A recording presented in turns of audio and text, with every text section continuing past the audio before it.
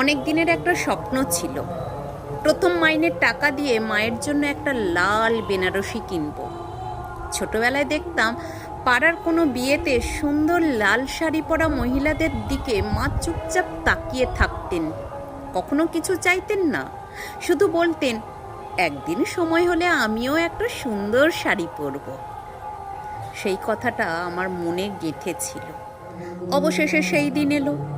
নিজের উপার্জনের টাকা দিয়ে শাড়িটা কিনে মায়ের হাতে তুলে দিয়েছিলাম, ভেবেছিলাম আনন্দে তাঁর চোখ ভিজে যাবে। কিন্তু তিনি শুধু মৃদু হেসে বললেন, ওরে, এত ভারী শাড়ি এখন আর পরতে পারবো না, শরীরটা আর আগের মতো নেই। মনে মনে ভাবলাম, আমি কি বড্ড দেরি করে ফেললাম। বুঝলাম আমি শুধু একটা শাড়ি কিনতে দেরি করিনি, আমি সময়কে সঠিক সময়ে কিনতে পারিনি। জীবনের সবচেয়ে বড় সত্যগুলোর একটা হলো, সময় কারোর জন্য অপেক্ষা করে না। আমরা ভাবি চাকরি হোক, ব্যবসা দাঁড়াক, আরও কিছু টাকা জমুক, তারপর বাবা মায়ের সব ইচ্ছা পূরণ করব। কিন্তু সেই তারপর অনেক সময় আর আসে না। এর মধ্যেই তাদের চুল সাদা হয়ে যায়, হাঁটার গতি কমে যায়, চোখ ঝাপসা হয়ে যায়, শরীর ক্লান্ত হয়ে পড়ে। একসময় ইচ্ছেগুলোও নিঃশব্দে মরে যায়। বাবা মায়েরা সাধারণত খুব বেশি কিছু চান না। তাদের সবচেয়ে বড় চাওয়া দামি উপহার নয়, সন্তানের একটু সময়, একটু খোঁজ নেওয়া, একসঙ্গে বসে চা খাওয়া, কিংবা একটি আন্তরিক প্রশ্ন, কেমন আছো? অথচ আমরা ব্যস্ততার অজুহাতে সেই সামান্য সময়টুকুও দিতে পারি না। আজকের পৃথিবীতে আমরা সফলতার সংজ্ঞা বদলে ফেলেছি। বড় বাড়ি, দামি গাড়ি, মোটা বেতন, বিদেশ ভ্রমণ, এসবকেই সফলতা মনে করি। কিন্তু যে মানুষটা আমাদের হাঁটতে শিখিয়েছেন, তার সঙ্গে যদি দুটো বিকেল কাটানোর সময় না থাকে, তাহলে সেই সফলতার মূল্য কতটুকু? অনেক মানুষ আছেন যারা বাবা মা চলে যাওয়ার পর তাদের জন্য লক্ষ লক্ষ টাকা খরচ করে স্মৃতিসৌধ বানান, বড় বড় শ্রাদ্ধ করেন, ঘটা করে মৃত্যুবার্ষিকী পালন করেন, সামাজিক মাধ্যমে ছবি পোস্ট করেন। কিন্তু জীবিত অবস্থায় হয়তো মাসে একদিনও তাদের সঙ্গে মন খুলে কথা বলেননি। মৃত মানুষের জন্য ফুল কেনা সহজ, কিন্তু জীবিত মানুষের জন্য সময় বের করা খুব কঠিন।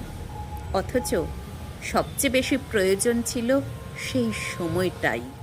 বয়স বাড়ার সঙ্গে সঙ্গে মানুষের চাহিদা কমে যায়, কিন্তু প্রয়োজন বাড়ে। মায়ের আলমারিতে নতুন শাড়ির সংখ্যা নয়, প্রয়োজন হয় একটা শক্ত হাতের, যে তাকে রাস্তা পার করাবে।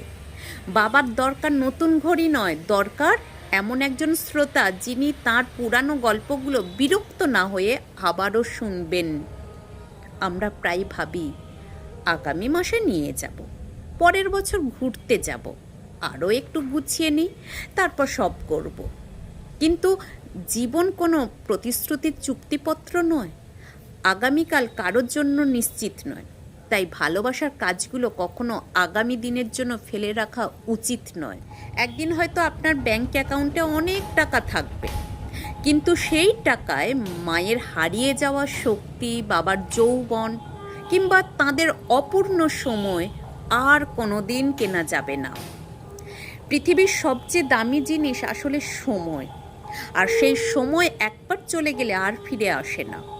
যদি আপনার মা এখনও পাশে থাকেন, আজই তার সঙ্গে কিছুক্ষণ বসুন। যদি বাবা বেঁচে থাকেন, আজই তার সঙ্গে গল্প করুন। কোনো বিশেষ দিন অপেক্ষা করবেন না। একটি সাধারণ দিনকেও অসাধারণ করে তুলতে পারে আপনার সামান্য উপস্থিতি। মনে রাখবেন, বাবা মায়ের জন্য সবচেয়ে মূল্যবান উপহার দামি শাড়ি, মোবাইল বা গয়না নয়। সবচেয়ে মূল্যবান উপহার হলো আপনার সময়, আপনার যত্ন, আপনার ভালোবাসা এবং আপনার উপস্থিতি। কারণ একদিন হয়তো আপনার ঘর ভরে থাকবে উপহারে, কিন্তু সেই মানুষটাই আর থাকবেন না যার জন্য সেগুলো কিনেছিলেন। তাই আজই শুরু করুন, কারণ ভালোবাসা প্রকাশ করার সবচেয়ে কঠিন সময় হলো এখনই। কাল নয়,